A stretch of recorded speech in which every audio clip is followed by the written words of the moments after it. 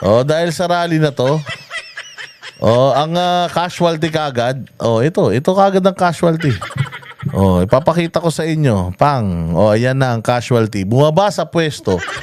Oo, bumaba sa pwesto ang gustong maging santo, gusto na maging pare, gusto pang maging santo.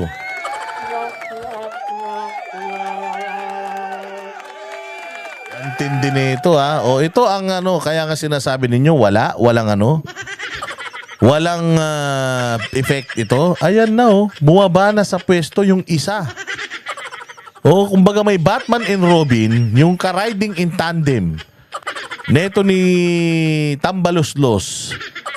Pagdating sa kapirahan, ayan na, bumaba na daw sa pwesto pero sabi ni ni Sandro, tinanggal daw to. So anong ibig sabihin nun?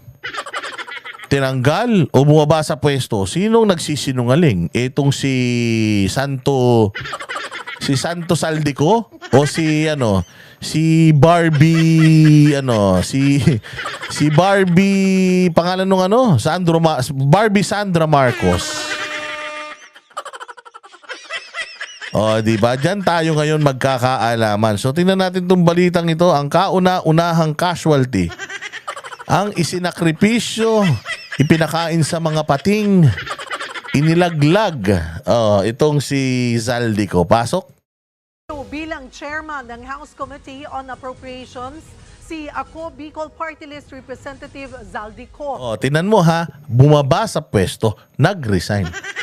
Isa ito sa pinakamakapangyarihan na posisyon dyan sa Kongreso. Bakit ka nag-resign?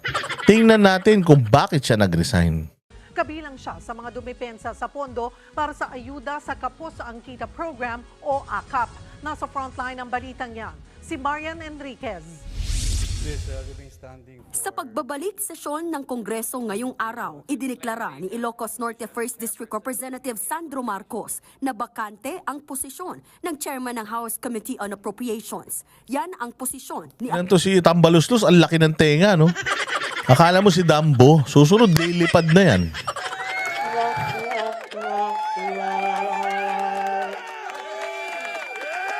Ako Bicol Party List Representative Zaldico. I move to declare vacant the position of Chairperson of the Committee on Appropriations. I move to declare vacant. I move to declare vacant. So, ibig sabihin, sinibak ni Sandro Marcos etong si Zaldico. Pero sabi ni Zaldico, siya daw umalis. Tangina niyan, dalawa na nga lang kayong sinungaling, naglulukuhan pa kayo. Ang hirap maniwala kung sinong sinungaling sa dalawan to. Parehas sinungaling to eh. O, tingnan natin kung bakit. Chair hears no objection. Said motion is carried. Ito si Tambaloslos, nawalan siya ng boyfriend. Nawalan ng boyfriend si Mokong. Si Ko ang isa sa mga dumipensa sa AKAP. Kasama rin siya sa Bicameral Conference Committee na naging kontrobersyal dahil sa pinal na bersyon ng 2025 National Budget. Ayon naman kay Ko, health reasons daw ang dahilan ng pagbitiw niya sa Utangin na niyan, health reason.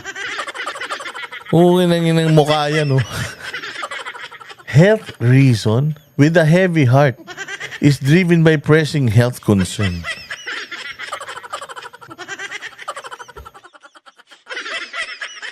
Ay na yan, may sakit ka, sir. Puta ina, kung may sakit ka, mas lalo kang magkikling on dito sa kapangyarihan na to. Sabi ko nga sa inyo, ganito din yung sinabi ni Trixie Cruz Angeles nung sinibak siya. Nung tinanggal si Trixie Cruz Angeles, anong sabi niya? Reason that's why she left, it's because of pressing health concerns. Ulul, Zaldico.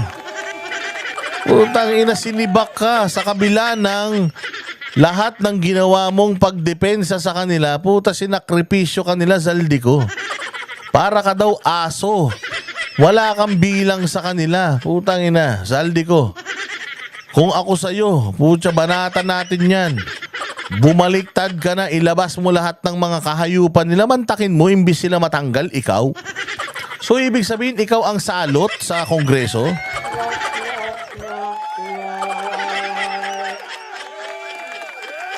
Anak ng tinapay. Anong pressing health concerns to? Baka, baka may mga diabetes na kayo sa sobrang sarap ng buhay nyo, ha? Oo, putya, akala ko naman, dahil ganito, ganyan putya, pressing health concerns, ibig sabihin, sinibak to. Parang si ano din to, si Trixie Cruz Angeles. Sabi niya, bago siya sibakin, sabi niya, siya ang umalis. O ngayon, bakit ka umalis? Pressing health concerns. Health issues. Ganun daw. Si ano, yan si, tawag dyan, si Vic Rodriguez. Ganun din. Hindi niya sinabing health concerns. Pero he wants to focus daw sa family. Nag-resign si Attorney Trixie. Ayun na nga, tinanong nga si Attorney Trixie ba't siya nag-resign. Ang sabi niya, health issues. Alam naman natin na hindi nag-resign yun, pinag-resign yun. Ay naman, yan tatanga naman natin.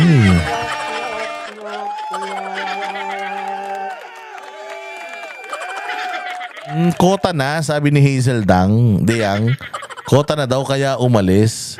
Idiniin siya ni Inday kaya tinulak siya ng kapwa niya magnanakaw. Ako po, sabi ni Black Mamba yun. Ha? Pero hindi talaga tayo dito. Aabangan natin kasi ginawa lang nila ito para meron silang panglambing. Sa INC, sabi nila sa INC, o sige na INC, tinanggal na namin yung nagsisimula ng gulo rito. Tinanggal na namin yung bumabanat sa mga Duterte. Tinanggal na namin yung mga may balak talagang ipa-impeach si BP Sara. Ganun. So ito yung sinasabi ko, sa tingin nyo, magpupustro pa yung impeachment? Sa tingin nyo, magpupustro pa yung impeachment? After all itong mga nangyayaring bruhahan na to? Naku po. Sige, diretso. Dagdag pa niya, palagi siyang nagsisilbi para sa mayorya. Yun naman pala ba't ka umalis? Ay, ba't ka pala tinanggal? Yun naman pa. So, parang na siyang parang na siyang ang tawag dyan, nanunumbat. Palagi naman akong nakaalalay sa inyo. Lagi naman ako suporta sa inyo. Tapos sasabihin nyo may sakit ako.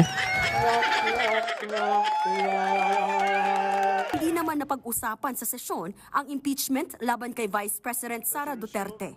Hindi nga ito nabanggit ni House Speaker Martin Romualdez sa kanyang talumpati. Ang tiniyak ni Romualdez, tuloy ang kanilang investigasyon sa smuggling at hoarding ng ilang agricultural products, pagpapababa ng singil sa kuryente, pondo ng PhilHealth at umano'y maanumalyang paggamit ng... So parang sinabi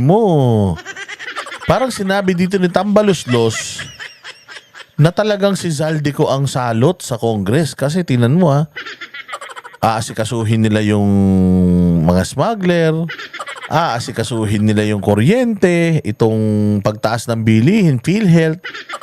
So ibig sabihin talaga si Zaldico ang salot sa Congress. Grabe naman kayo. Naman kayong ganun kay Zaldi. Matapos yung gawing aso yung tao bigla nyong gaganyanin. Sobra naman kayo. Confidential funds. Sa mga umatake sa atin para tumigil tayo sa mga investigasyon, may mensahe tayo sa kanila. Anong tayo? Ang tinapay talaga, nakakadiri, no? Sa mga umatake sa atin, may mensahe tayo. Nanto, mag-i-speech lang, hindi pa marunong, tas gusto maging presidente. Itutuloy natin ang trabaho na inaatang sa atin. Itutuloy natin trabaho na inaatang sa...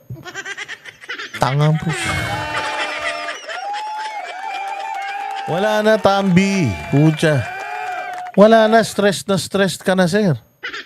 Ang hirap. Pucha, tinanggal pa kayo ng Comelec sa mga ayuda. Pucha, mantakin mo, pinaghirapan nyo yung ayuda tapos tatanggalan kayo ng mukha sa ayuda. May stress ka naman talaga.